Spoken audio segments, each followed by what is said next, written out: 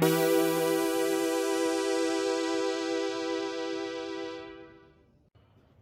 I've been trying to look up to see if there are going to be any, like, Halloween parties or haunted houses near where I am. Because, heck, I mean, I would love to go to Halloween Horror Nights in Universal or all that. But, working all that. So, while we're talking about parties and all that stuff, let's talk about ruining one. In this case, we're looking at Scary Godmother 2, Revenge of Jimmy. Let's get right down and talk about it then, I guess. Greetings and salutations, how's everybody doing? Welcome back to the show. So, today we're looking at Scary Godmother, The Revenge of Jimmy.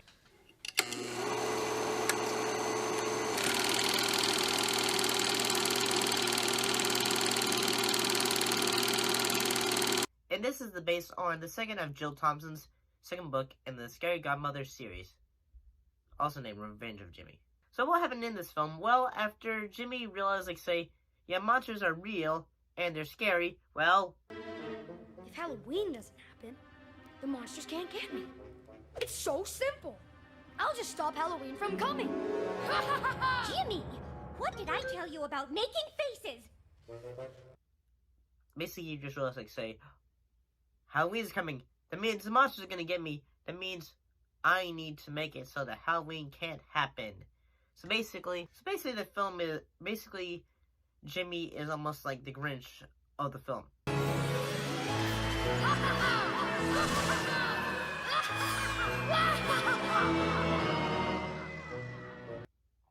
And that he doesn't want Halloween to happen. And I'm gonna be honest, I can't remember. I can't remember if I watched this one more or the original when it was on Cartoon Network. Because you know, both of these films would play on Cartoon Network every Halloween, especially in the 2000s. And I gotta say that there's one thing I didn't really notice when I talked about the first film. I guess because I just felt I've seen this before and all that. I never really noticed that, say, the side characters like Jimmy and his friends. Thanks for what? For field testing my monster trap? I figure monsters are dumber than you, and since you fell for it. Is that a compliment or an insult? They'll have, little dot eyes, whereas Hannah and most of the characters on the Fright side. But without a pumpkin on Halloween, you ain't got Jack Lantern. All have, fully developed eyes. With the eyelids and all that. So that's one thing I never really noticed, and that's one thing I just thought, oh, that's pretty cool. That also makes I don't know why, but it makes the kids seem more, spooky, I guess. Has more of a Tim Burton kind of vibe, I guess.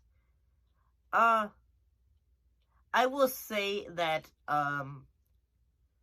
this film kind of fleshes out the character of Harry, in that he is really this character of, oh gosh darn it, I don't want to work. I was just downstairs, organizing and alphabetizing your potions and notions and motions and... How do I get myself out of this mess? And that I had basically took advantage of Scary Godmother and ordered 12 pizzas. And one thing that I will say that I think this film actually is pretty good, even for Halloween, a cartoon special from childhood. And that, whenever, say, Jimmy is trying to, say, end the Halloween, Hannah is always able to, say, oh, we can flip this around. When it comes to having pumpkins. It's not broken. Someone just made them up for us. Cool! And it makes it easy to get the seeds out. Yeah, these pumpkins are better than ever.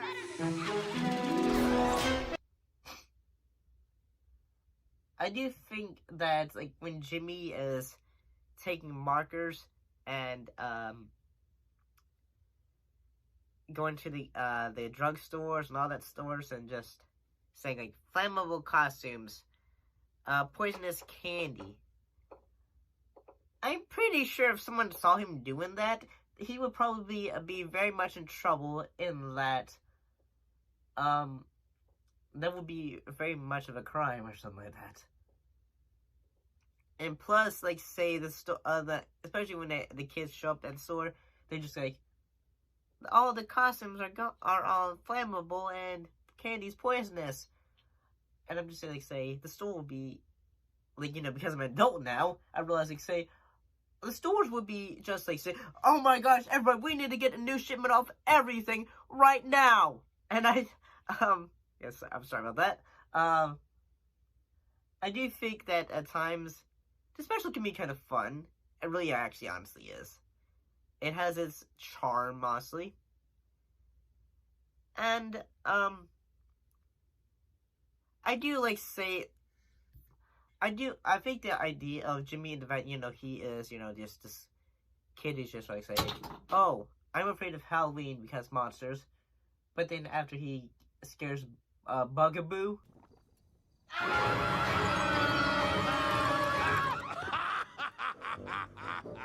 Oh, man. Ah, you got me, kid. You gave me a great scare. And then you realize, like, say, he's not a bad kid. He's just realizing, like, say, like, I feel like it's just, like, say, a kid who has just seen himself get spooked. And, like, when you're a young kid, you don't, like, want anyone else to, like, say, oh, I'm afraid, and all that. And, yeah, that's just how I feel. I do think, like one of the, like, say, the moments that just, like, say, what? Is how, the opening of the film is, Harry is, like, saying, I'm having a special in the studio of Scary Godmother, and at the end of it, they basically just say, we're taking you away. I also accept gift certificates, gift baskets, comic books, DVDs, CDs, beta, those little squishy candies with a cream inside. Oh, please. Because you have not done your work that you're supposed to do. So, I mean, overall, honestly, I kind of think this film has its charms, it's entertaining, and makes me think Hannah would be a great choice to work at Halloween Horror Nights, too. We shall cast this spell and bind it tight. Gather more followers and spread All Hallows Eve. Sorry about that, folks. Thanks for watching. It's based on her creativity, I guess. But that's just I mean, overall, I just think this one's a entertaining classic. I enjoyed this one. Hopefully you found today's video entertaining. Hopefully, if you did, don't forget to like, comment, subscribe, do all that great stuff. We really appreciate it. And don't forget to keep your popcorn nice and buttery and warm. And don't forget to keep your drinks ice cold. And don't forget to keep your eyes on that screen. I'll be seeing you later.